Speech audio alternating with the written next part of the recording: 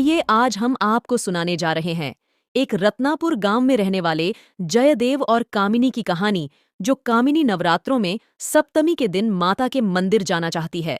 तो चलिए शुरू करते हैं। रत्नापुर नाम का एक गांव था।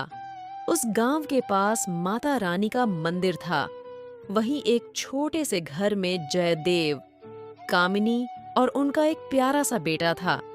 कामिनी माता की बहुत बड़ी भक्त थी, तो 7वें नवरात्र में कामिनी माता के मंदिर जाने के लिए अपने पति जयदेव से कहती है।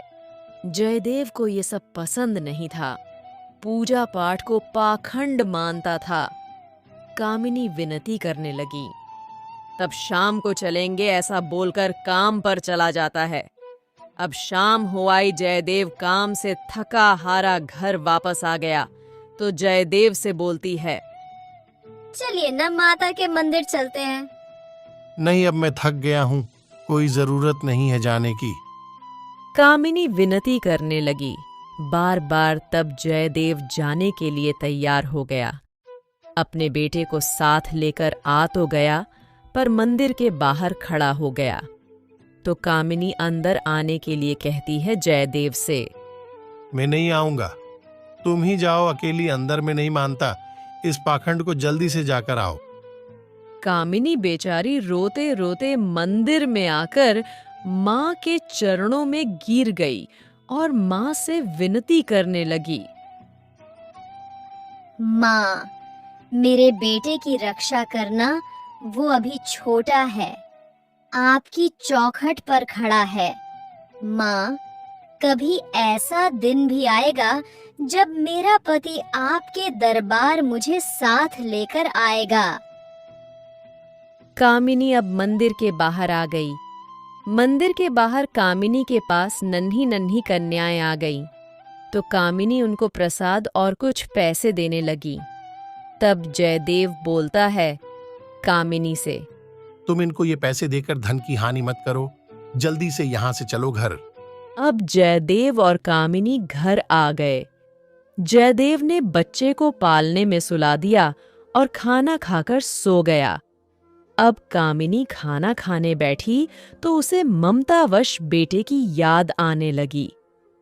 पहले खाना छोड़कर बेटे को पालने में देखने गई। बेटे को देखा तो चीख पड़ी। बेटा मर चुका था, उसका पूरा शरीर ठंडा पड़ गया था। कामिनी की चीख सुनकर जयदेव भी उठकर आ गया और बेटे को देखकर कलेजा फट सा गया। दोनों रोने लगे। पूरी रात बेटे के पास बैठे बैठे रोने लगे। अब सवेरा हो आया, अष्टमी का दिन था। घर घर माता की जोत जल रही थी। कन्याएं शोरगुल करने लगीं और कामिनी के घर अंधेर छा गया था। तभी एक नन्ही कन्या कामिनी के घर आई और कामिनी से बोली, मासी, आप कब हमें कंजक जमाने बुलाओगी? आप कब घर जोत जलाओगी? कामिनी नन्ही कन्या से बोलती है, क्या जलाऊं जोत में बेटा, मेरे घर तो अंधेर छा गया। मासी, मैं आऊंगी 10 बजे। आप तब तक तैयारी कर लेना, कहीं नन्ही कन्या बिना कंजक जीने ही ना चली जाए।